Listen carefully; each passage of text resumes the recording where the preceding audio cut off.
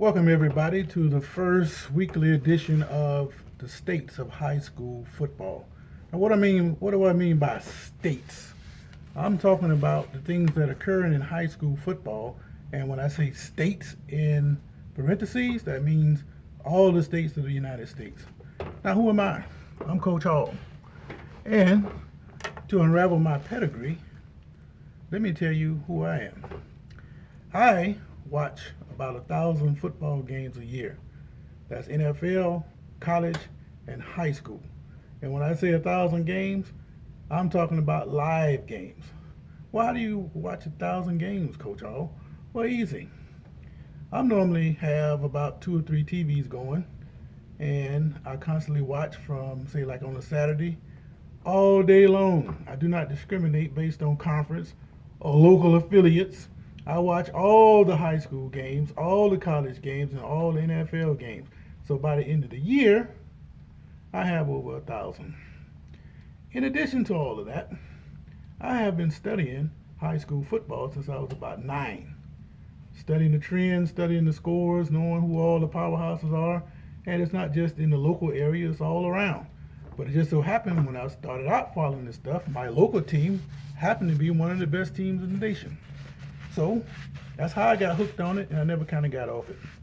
So that's how I feel like I'm qualified to tell you about all the different things that's going on with high school football.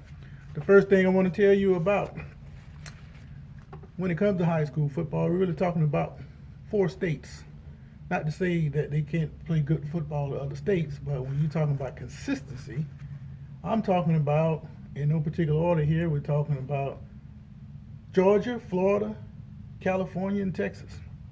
Now, if I had to rank those 4, you might be surprised that here in Florida, while we have the talent, we don't have the best administration and the best setup. So I'll say for overall high school experience, I'll put Florida at number 4. Number 3, Georgia. 2, based on the sheer size that they have, I have to go with California. But if you want to talk about pure high school football and my town versus your town, and we're going to put the resources behind it, and we're going to put our money where our mouth is, there's nothing better than Texas. When they talk about nothing's bigger in Texas, when it comes to football, they playing some football, they're talking football, and they put their money behind football. But that doesn't mean that they're always going to have the best teams, but they're serious about their football in Texas. California, because of their sheer size. Georgia is a higher plane than Florida. That's why you have a lot of coaches running up to Georgia. And then Florida basically holding on because of their talent. Now, what I want to talk about in this first installment here is Florida and their coaches. We got a lot of coward coaches in Florida, and they've been rubber stamped by the Florida High School Athletic Association. Well, what do I mean about that? Well, over the years, they have done a lot of things to make me call them a coward. And no more recent than this recent COVID virus thing that we have. You know, we were uncertain, just like most states, whether or not we were going to play football at all. But the states came back with 3 options. We won't even talk about the second option because it involved no playoffs, so we know nobody was going to vote for that. But the first option was to start in mid-August and start playing games on the 11th, which they did. The third option was to start later on in the year, like around December, and shorten the seasons of everybody else. You know, have shortened seasons all the way around, and provide people with opportunity to get themselves back together from this virus. Well, like I said, they have voted to start playing early. Well, that's all well and good, and don't look like they're going to get shut down, but it cuts out South Florida. South Florida is the heaviest hit of all the area in Florida, and just so happened your better football team coming from the South Florida area. So when I say coward coaches, knowing that Miami, Fort Lauderdale, and the Palm Beach area can't get their football programs off the ground because of this COVID stuff, this is an opportunity for some teams who might just be a little bit less than Miami. This is their opportunity to steal a championship. Well, if you're not playing the best, you cannot call yourself a champion. And this is why I call high school coaches in Florida cowards. and they're backed up by the weak organization of the Florida High School Athletic Association, which lets people pretty much do what they want to do. And for those of you that aren't aware of some of the things you can do here in Florida, the first thing, if I'm athlete A, I'm a big football star. I'm going to play football at school A. As soon as football season is over, football A school doesn't have a good basketball team. I'm a basketball player. I want to win there too. So I'm going to go down the street and play for school B. I'm also a track athlete or baseball, spring athlete. When the basketball season over with, I'm going to transfer to school C. I'm going to play that spring sport. I'm a senior this year, right? Well, guess what? I'm going to go back to my home school and graduate. Now, you tell me, what the hell kind of sense that makes? Finally, the last thing I want to talk about is some of these high school players thinking they're pros and trying to do some of the things that they're doing on higher levels. This guy, Jack Sawyer,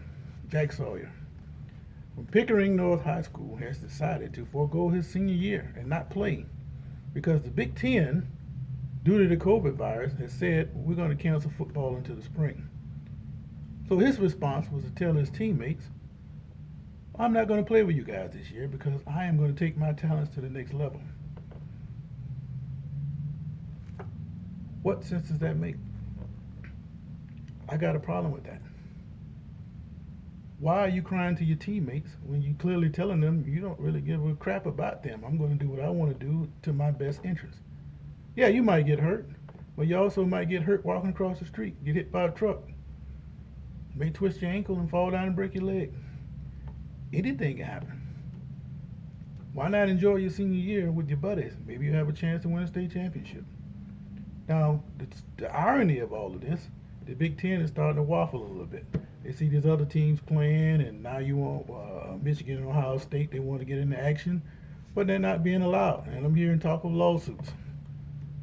And they just had a meeting yesterday with the presidents. Well, it's a good chance that the Big Ten may go backwards and start football sometime around November. Well, if that's the case, it won't be any spring football. And then Jack Sawyer would have sat out a senior season for no reason. Unless he goes back and tells his teammates, hey guys, the Big Tens, they're not gonna play in the spring, they're gonna play in November. So I want to come back and be with you guys. Well, if you are his teammates, what do? You're the coach of Pickering North. What are you gonna say? Well, I can tell you right now, you already sold your team out. They don't need you anymore. So you might as well just keep your plans and go on to Ohio State. And what's going to end up happening is you just forfeited your senior season for no reason. Now, I just wanted to introduce myself, talk a little bit about, the best states in high school football, the things I've been into over the years. And I'm going to try to come on every week and talk about the different trends that are going on in high school sports, the different teams that I see that could probably be some of the best in the nation. And I'm more inclined to talk about public schools, not private schools. Private schools pretty much get anybody from anywhere. You can't really call yourself a high school football team if you're getting players from all over the nation. I mean, you're playing with a completely different set of rules. So I won't even talk too much about those, but I will fill you in on the issues as I become aware of them. Until next time, join me again. If you have a comment, drop me a line. This is Coach Hall, and this is the States of High School Football inaugural edition.